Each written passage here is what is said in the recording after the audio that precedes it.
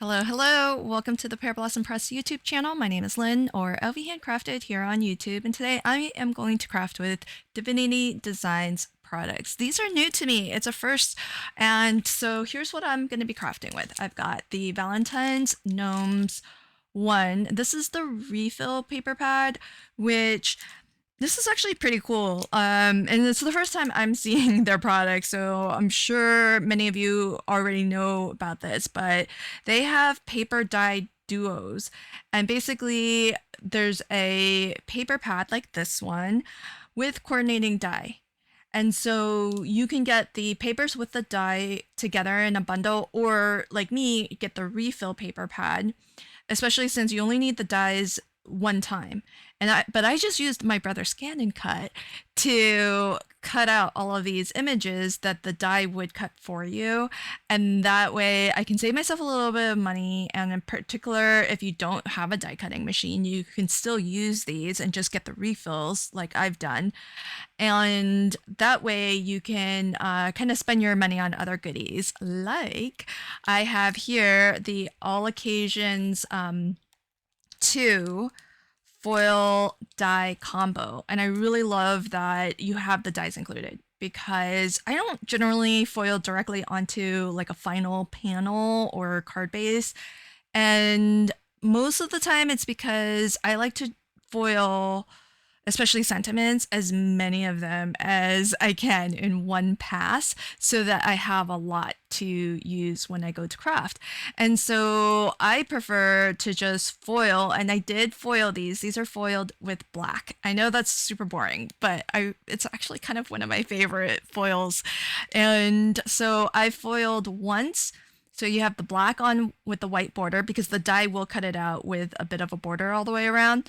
And then you take your remnant, you take that bit of foil that's left over after you've foiled your main design, and then using a solid foil plate, you can foil that remnant and get the reverse. So when I do the reverse foiling, it's not always like 100%. So if you look at this happy birthday, you can see around the happy birthday, there were some white flecks. These two. I tried to save the ones that were salvageable, because there's only a small little border of that black all the way around. That black is foil. That was the remnant foil. And I don't mind just attempting to do the reverse foiling, because then I don't have to, in any case, that remnant foil was just going to be a bit of trash, right? Or recycling. So this way, if I could save it, then all the better. And then here I have, this is such a cool nested shape die set. It's double stitched stars. And here's what makes it cool. It's double stitched not because there's 2 stitching lines on the inside, but rather there's a stitching line on the inside and a stitching line on the outside. So on the outside, it looks like this. This is that piece that I cut out of. And so why does that matter? Why is that cool? Well, if you were, say, making a shaker card and you were cutting an aperture through a panel and you were going to use that surrounding panel, then that looks nice too. That also has that really lovely stitch border detailing. For my lights, I'm using the Easy Lights. Here's the battery holder, the lights, and how to install the battery is really super easy. So this is going to be pretty much the same for all of the lights. You have your battery, which ships separately so that it's not sitting in the battery holder draining. And when you look at this, you can see there's a plus sign on the battery holder that's on sort of that electronic chipboard. And then you have some lettering engraved into the battery as well. On the back side, there's nothing. So you want to be looking at the side that has the plus signs visible. And when you can see both of the plus signs, then you know that your battery holder and the battery are oriented in the correct way. And with these holders, there's only one way this battery can go through, because on one end there's a stopper so that it prevents the battery from going straight out the other end. So you want to look for the notched, that curved side, because when you push it all the way, see that bit of solid metal there? Those prevent the battery from coming out the other end. And that's how you'll know that you have this battery perfectly installed. Just push it all the way until you can't push it anymore. And then if you need to take it out, you can just push it to reverse it back out that same direction. So again, just look for that curve, that little thumb notch, slide in all the way, and then you just need to push your button and the lights will come on. And with the easy lights, you get 3 LED lights, and they each are on their own set of negative positive wires so that you can position them wherever you'd like on your project. Then I've also got the Pear Blossom Press stamp and die set. These are your action words. I've already stamped out the word press, and I have that matted on some gray cardstock as well. Now for my project, I'm actually going to make a slimline card. I don't often make slimline cards, but with 3 lights, it is kind of nice to have some extra real estate so that you can put the lights in different spots around your card. And even with such a long card, because slimline cards, this one measures 3.5 by 8.5 folded. It's great, and this will show you just how nice it is and how long those wires reach, because you can reach clear from one end of this card all the way to the other end. So I'm laying down some gray cardstock. That's just decorative. And so that can be glued directly onto my card base. This bit of pattern paper, however, I'm going to use this paper to cover my battery with. So this panel is what will actually be lifted on some foam, and it's what I will use to actually hide all of the wiring, all of the internal works of this light up card. I traced around my battery just so that I have an idea for where I want to position that. And now I'll go ahead and position my stars. And I'm going to actually have 3 gnomes situated on each of these 3 stars. And I'm actually going to use sort of that reflective, because this is one of those high gloss, shiny mirror cards. And I'm going to use that reflective property of the mirror card and bounce the lights on the easy lights against this.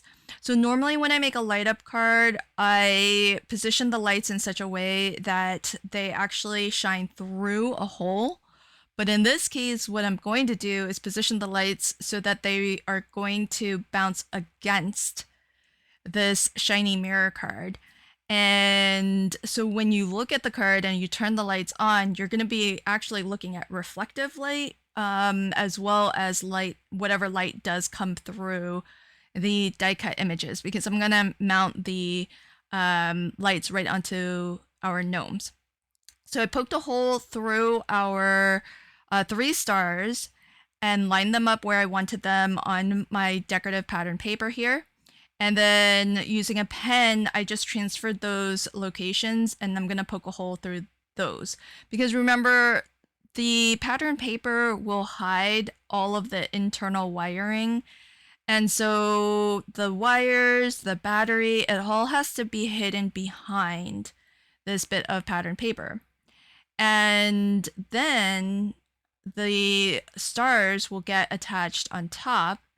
And then finally, with that wire all the way through to the front, I can attach it to the back of my die cut. So, well, in this case, I didn't use the dies to cut it out, but the back of my gnome. And to secure the back of my gnome, because I'm going to do a little bit of a dry fit, just want to make sure that everything is going to light up, everything's going to reach where it needs to reach in its final location. So it's always nice to do a little bit of a dry run before you commit and glue, especially since I do like to use liquid adhesive, and that is a permanent glue. So you just want to make sure that you have everything positioned and that it looks the way that you intend before you start gluing everything down. So when I glue this gnome down, I'm going to put just a smidge of foam behind him so that there's a bit of a gap, and that way there's space between the gnome and the reflective mirror card, and you get that shine that bounces off the mirror. So I think that looks good where it's at. So then we can start to just make some final little adjustments, and as well start to kind of get these pieces glued. So normally what I would do is get this first panel glued down first and then add all of my decorative pieces on top. But because I actually am positioning the lights in a very particular way, I'm actually going to glue everything onto this panel first. And the last thing I do will be to glue down the panel. And that's just going to help me do some previewing, some double checking, all the way until the very end of this project where I finally glue the battery in place and everything gets finalized. Because up until the very end, there's still opportunities to kind of nudge things around and adjust things if needed. So all of that extra wiring, I just want to make sure to pull that all the way through to the back. And again, the pattern paper layer is going to be what hides it. So I've got my second gnome in place, and we'll just do a little dry fit. So that looks great. And then I'll get my final wire in. So this third one is the one I'm most worried about because it's going to be the furthest away from my battery. So I wasn't too worried about the middle gnome or the gnome on the far right because they're pretty close to the battery, and I knew for certain the wires would be long enough to reach that. But this is the gnome that I'm most worried about. And so that's one of the reasons to really dry fit everything, just to make sure that when things are in place, that they will actually reach where they're intended. So I just put a little bit of dotty tape runner to temporarily stick down the battery. And that way I can get a better preview of that third leftmost gnome. And the wire does reach. So pretty incredible. I was actually kind of shocked.